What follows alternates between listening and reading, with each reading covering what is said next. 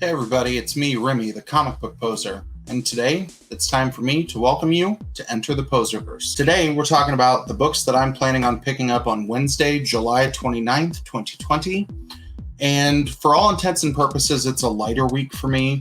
On average, I'm picking up 18 to 25 books, and I think I'm down to 12 this week. And for two of them, they are single issues that I'm grabbing. So when I get caught up on the previous series or the previous run, then, I can get caught up on the reading I can get caught up on the new run. I've got a hefty stack of some unread things from, some DC Black Label stuff to some Image series that I've picked up to some random auction winnings that are all over the place to figuring out what's going on in Batman. So in terms of everything that's coming out this week, let's see for me what has made the list. Hey!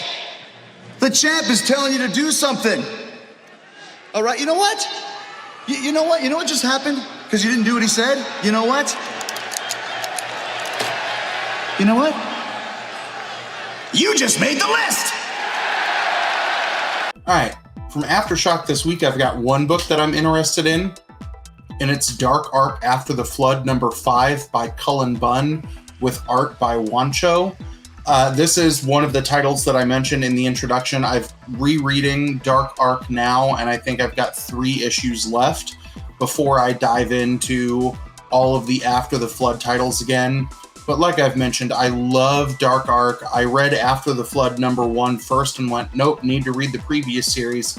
Fell in love with it. You can go check out Comic Burrito's stream from Saturday night that for his birthday, I sent Nick the hardcover collection of Dark Ark, and the art just looks more fabulous and more glossy and more amazing in that. And he kind of raved about how cool of a story he thought that was.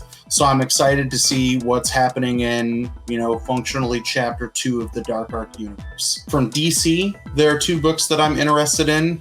Number 1 is Batman Superman number 10 by Joshua Williamson and Clayton Henry. And I plan on getting just the A cover this week. That, the B cover looked kind of cool, but I just need the A. The second one is Legion of Superheroes number 7 by Bendis and Ryan Sook. There are 3 covers on this one. I plan on getting the A cover, but you should look at that. I think it's the gold C cover, the retailer incentive.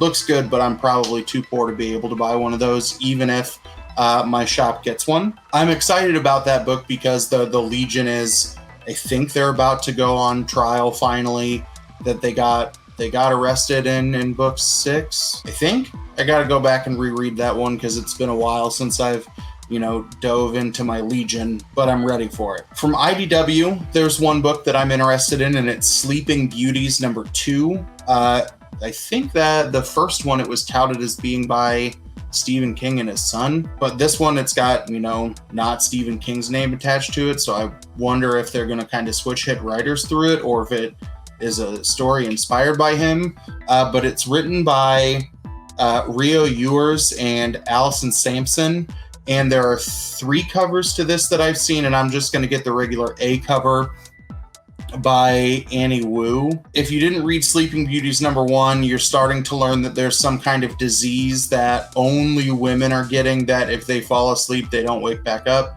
and they get silk and things that grow out of their eyes. And I think you might see someone kind of go into a cocoon state in the first book. So I'm excited to see how things build throughout this book. From Image, there are 3. The first book, I don't know anything. If it's an Image number 1, I'll pick it up 90% of the time. This week's Image number 1 is Lost Soldiers number 1 by Ailes Clott, Luca Calasangra, and Heather Moore.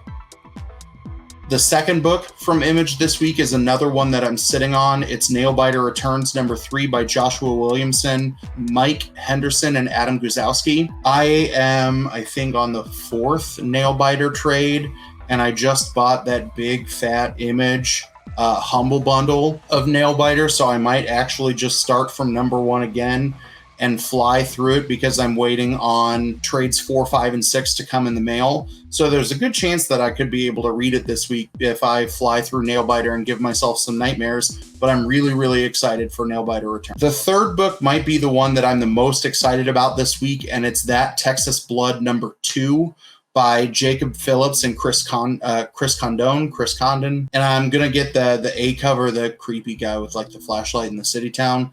I want to know what happens to that casserole dish, right? Like that's the selling point of That Texas Blood and, you know, the other things that happen in the first book. And I'll take a chance to plug, you should check out Oscar and Chris over at Lost in Comics this Thursday, which would be the 30th of July at, I think they said 1 p.m. Central.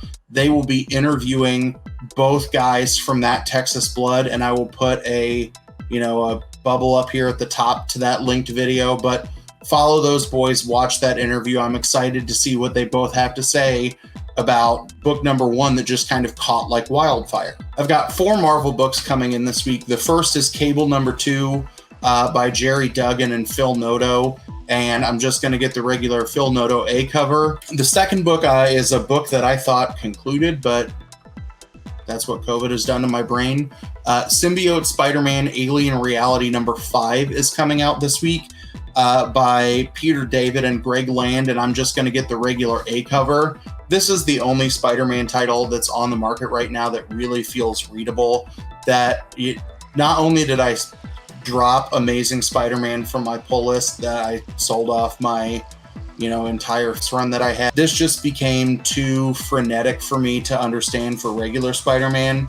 But I really like Symbiote Spider-Man.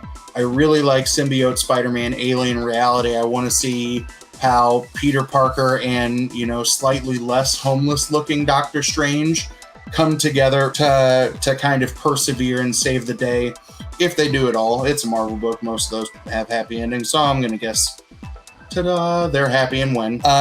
The third is a #1. We get yet another new X book this week, and XFactor #1 comes out this week. It's Leah Williams and David Baldleon. I'm just going to get the regular A cover by Yvonne Chervin. I've always liked XFactor. I'm excited to see that they are finally popping in. I was kind of confused as to why we hadn't seen XFactor until this late into the world of all of the X spin-off titles, so I'm wondering if they're going to come in with a bang, but real excited. And then the last Marvel book that I've got coming in this week is X-Men #10 by Jonathan Hickman and Francis Yu, and I'm just going to get the AU cover. I think after I read all of the X books this week is when I'm going to start trying to put together my conspiracy theory style billboard of connecting the dots to everything to figure out what has been going on, because I think if there's one series that is probably going to cause confusion, it's trying to read and keep straight all of the X-Men books, and I think that's only amplified in a world of the big delays with COVID. Put all of the pieces together and start doing my X-Men legwork, since we're 5 weeks away from the beginning of the X of Swords event, or 10 of Swords event, maybe even 3, because I think the Preludes drop at the end of August. And then there are 2 more books. One from Oni Press. It's Rogue Planet #3 by Cullen Bunn and Andy McDonald. I have loved the first 2 issues of this book. If you know 2 things about me, I love Cullen Bunn and I love things that happen in space. So when you give me Cullen Bunn in space, yes, please. So I'm very excited to kind of keep going on this, crazy horror adventure, since what got set up for book 2 did not happen in a totally weird and fantastic way. And then the last book that I'm picking up this week from Vault Comics is Bleed Them Dry #2. This is by Hiroshi Kazumi, Elliot Rahal, and Dike Ruhan.